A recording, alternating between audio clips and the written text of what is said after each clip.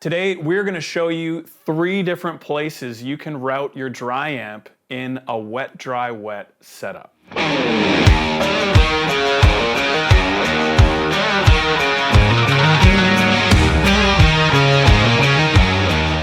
All right, today I'm here with Chippo. I mean, normally I'm in these videos completely by myself, but I would like to think that just for this video, Chippo flew all the way from Australia to film this. It's not at all true, but it's what I'm telling myself. You're welcome. Yeah. What is it that you actually do with Goodwood, really quick? Mostly, I spend a lot of my time building junctions and keeping your morale up. Yeah, it's true, and you do a good job. Some weeks I really, really need it. Chippo is in charge of everything R&D for Goodwood. So he is basically doing the whole next run of Goodwood junction boxes and correcting all the mistakes I've made in the past.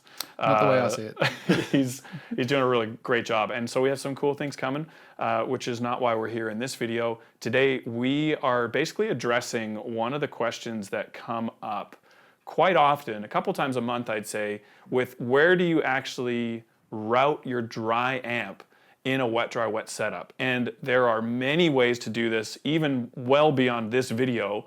But today we're gonna just demonstrate the most common ones, which you've already run some of these audio examples and tests. Why don't you tell us what they are? So I guess the 3 that we're tackling today is what we see as a traditional wet, dry, wet routing, which is guitar into dry effects. After those dry effects, we split off.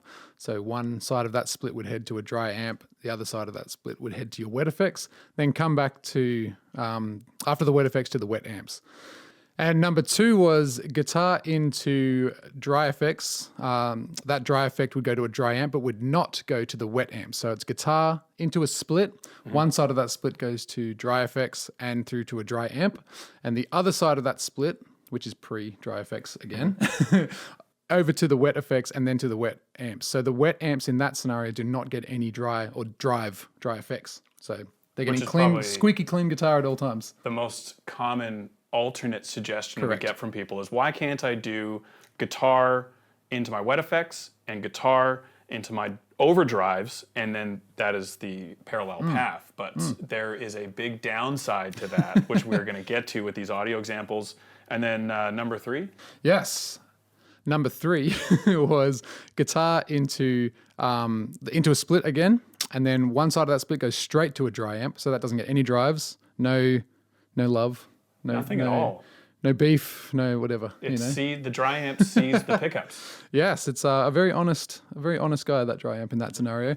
And then we go to drives. So the other side of that split goes to the drives, then to the wet effects, then to the wet amps. Yeah. Let's get into some audio examples right now, and we're going to show you what these 3 different examples sound like. So first, let's go to a more traditional approach, and then we will discuss that and move on to number 2.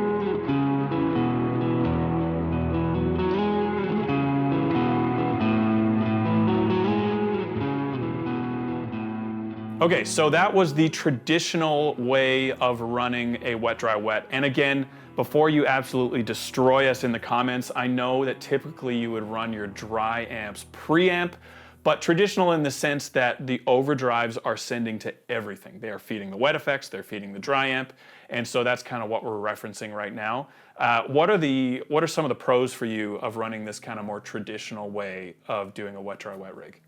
Yeah, firstly, don't know who was playing those examples, but it sounds like a guy with a really good intentions. Yeah. So the benefit here, and why I would call this a more traditional and personal favorite, is that when you chuck an overdrive on, all those big sounds that you're getting from your dry section is also affecting your wet amps. So they're also getting the bigness of whatever overdrives, whatever distortions, or whatever you're chucking on in your dry section. Yeah. And I think the cool thing that people often don't think about when they ask about running maybe more of a clean sound to the wet effects than making the drives global is the drives are also, like you said, the big sound. The sustain is another big one. So when you run, which you're going to hear in a second here, and I want you to listen out for this, when you run clean guitar to the wet effects and drives to the dry amp, but they are not, the drives are not global, the drives are not feeding everything, the wet effects tend to die out because they don't get the sustain of the overdrives also being fed to them. So it feels, for big word incoming, incongruent. It does not feel like, and this is an internal thing I have going here. It's like nails on a chalkboard for me. It feels like you're running two different rigs at the same time to me. It just doesn't feel like it is a cohesive sound. I'm not saying it's a bad sound. I think there's absolutely a place for it. But as my one way of routing it, I would really struggle routing clean to the wet rather than what we just heard, drives feeding a dry amp and drives feeding the wet effects. The good thing here is that we're not leading the witness. Not even no bias a little involved. bit. You don't know what we think. But I think there's a reason. All I'm saying is there's a reason that people tend to go for drives affecting everything. Yes. And because the wet follows the dry sound in that regard. Yep. So now let's go into listening to what I really struggle with. Again, not wrong. My playing. Personal choice here. But I struggle when the wet effects are not getting the overdrives. And so let's take a listen to why that is and listen for the clean guitar sound on the delay repeats, on the reverb decay, whereas that dry amp is now getting that big overdrive, provided by the Bondi Effects Del Mar, an awesome overdrive. So that's what you're hearing today for the drive section. Let's get into the audio example.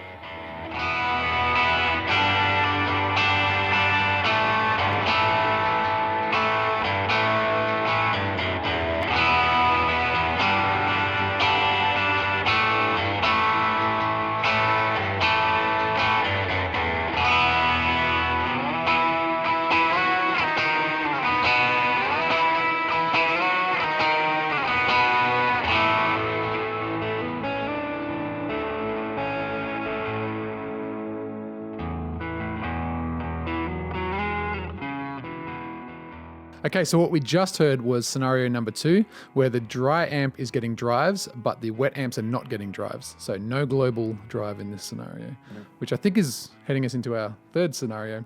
I like your words of global drives. Yeah, it's good. Global, very inclusive.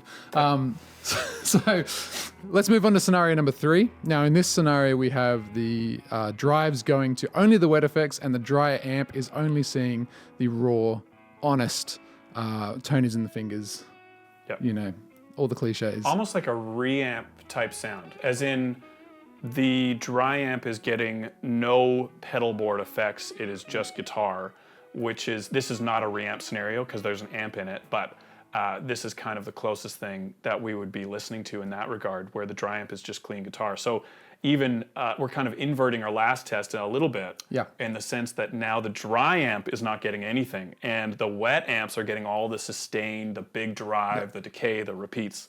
And so we're kind of just throwing this one in here for fun because it's the third position of that dry amp. So let's listen to it. We'll see what we think after we hear this, and we'll chat about that, and then we'll move on from there.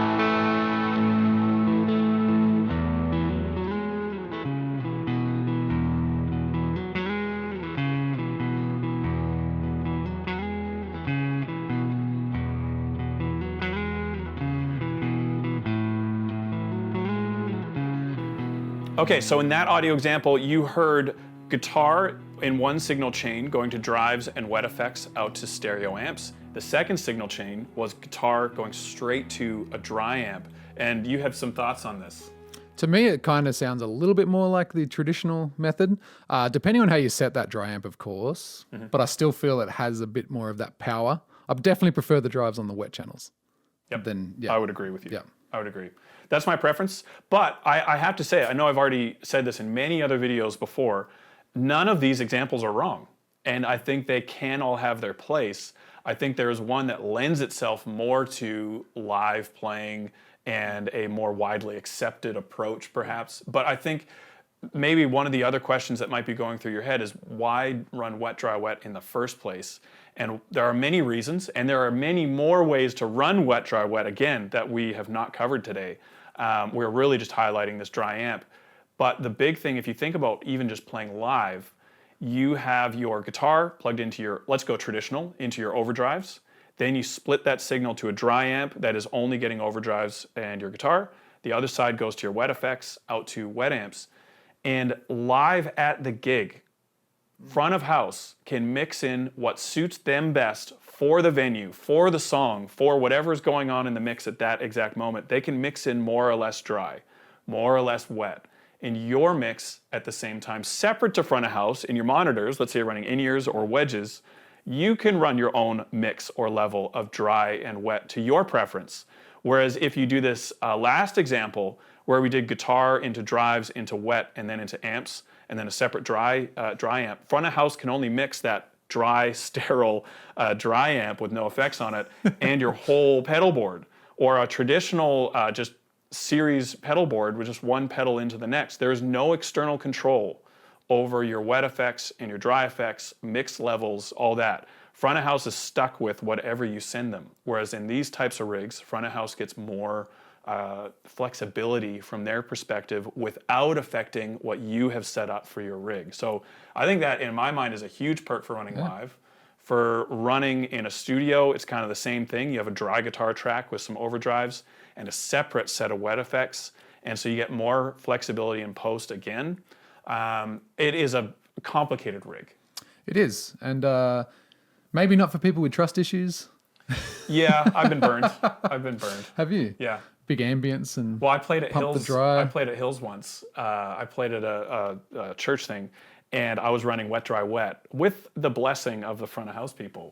And I listened to it afterwards, and they didn't even know I had wet effects at all. It was just my dry amp. So if you're going to run multiple lines like this, you do need to communicate what you're doing, how it's routed, and make sure everyone's on the same page, because it's disappointing. And speaking of guitar playing not quite being up to snuff, my dry effect, I need wet effects to cover up my playing a little bit, and they weren't there that day. So, you know, they enhance the glory that's already there. Exactly. Right. Yeah, exactly. So this is 3 different places you can run your dry amp. I think it kind of illustrates it quite well. And again, neither one of these is right or wrong, but they are, you know, drastically different, and they will affect the final sound. So if you are getting into this world of wet, dry, wet, experiment with these 3 different placements of your dry amp and see what you like and what works best for the type of music that you play. I think that's it for today. Anything else to... No, I hope this helped you make a decision on what's best for you. Yeah. It's probably just mono. just run mono. Yeah. That's it. We'll see you guys later.